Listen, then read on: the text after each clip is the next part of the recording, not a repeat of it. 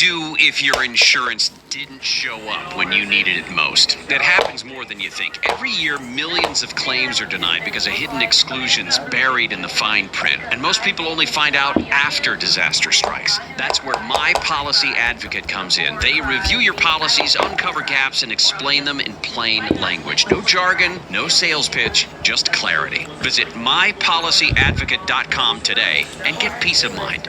You're listening to Justice Dept, a tax judge after prosecutor stumbles in Comey case. A news story written by Salvador Rizzo and read by Bria, an AI-generated voice. The Justice Department is going on the offensive to discredit the federal judge overseeing the case against former FBI Director James Comey. In statements and a legal filing, officials have scolded the jurist for using a synonym in court and have tried to contradict a stunning and potentially damaging admission prosecutors made at least 7 times over the course of the past week. At an explosive hearing Wednesday in federal court in Alexandria, Virginia, prosecutors disclosed that they never showed the final version of the Comey indictment to a fully constituted grand jury, a lapse that could be fatal to their case. An ensuing publicity blitz from interim U.S. Attorney Lindsay Halligan and a Justice Department spokesman shored up support for the embattled prosecution from conservative media. But the strategy could antagonize U.S. District Judge Michael Nachmanoff at a critical time, as the judge weighs whether Comey is the target of a vindictive prosecution orchestrated by government officials acting outside ethical lines. What happens when you allege that the judge is personally attacking you? You're at risk of poking the bear, said Tim Belevets, a former prosecutor in the Eastern District of Virginia who supervised fraud and public corruption cases. The best practice, frankly, is to attack your opponent's position, and not even attack your opponent personally, but attack their position. President Donald Trump fired Comey from the FBI director's job in 2017, and has criticized him ever since, first calling for his prosecution in 2018. The president this year forced out the interim U.S. attorney he had appointed in the Eastern District of Virginia, Eric S. Siebert, who declined to seek charges against Comey, and replaced him with Halligan, a White House aide who had no prior experience as a prosecutor. Trump then took to social media days before the legal deadline to file charges against Comey, to demand that Attorney General Pam Bondi prosecute the former FBI director and 2 others. A 2-count indictment Halligan obtained alleges that Comey gave false testimony to the Senate Judiciary Committee in 2020 when he denied authorizing leaks to the news media, and that he obstructed the same congressional proceeding. Comey has pleaded not guilty. The case could be dismissed before trial as a vindictive prosecution outlawed by the Constitution. Comey would have to establish that Halligan acted with genuine animus, or was prevailed upon to bring the charges by another with animus such that the prosecutor could be considered a stalking horse, according to a legal precedent. Comey also must show that he would not have been prosecuted except for the animus.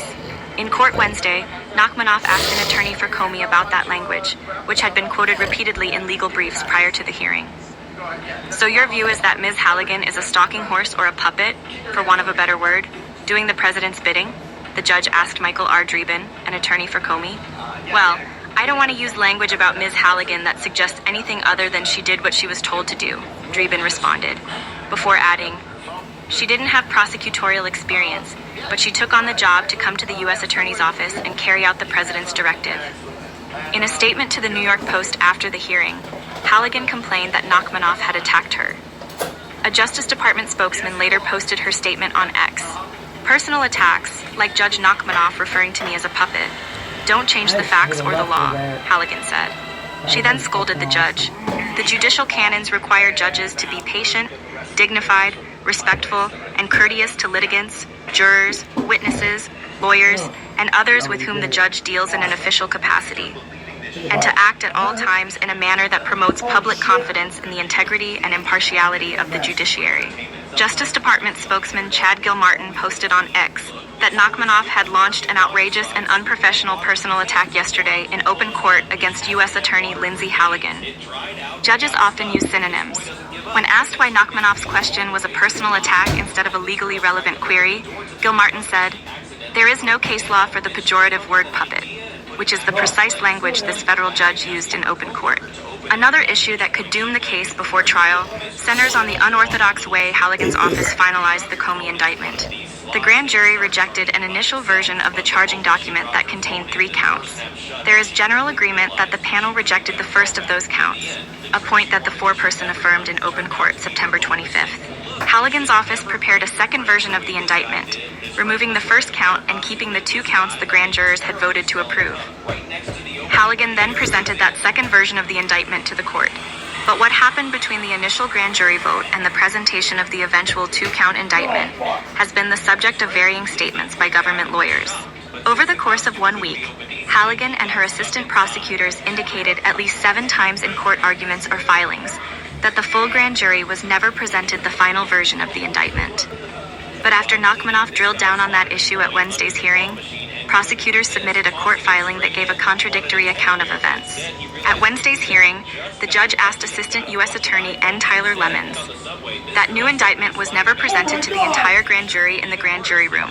Is that correct? Lemons conferred with Halligan and then told the judge, Your Honor, the government's position and understanding of the way things proceeded is that there was only 1 indictment presented, but he added that the edits to the indictment were only to reflect the voting of the grand jury and were not an actual new indictment in any way whatsoever. Nachmanoff tried again.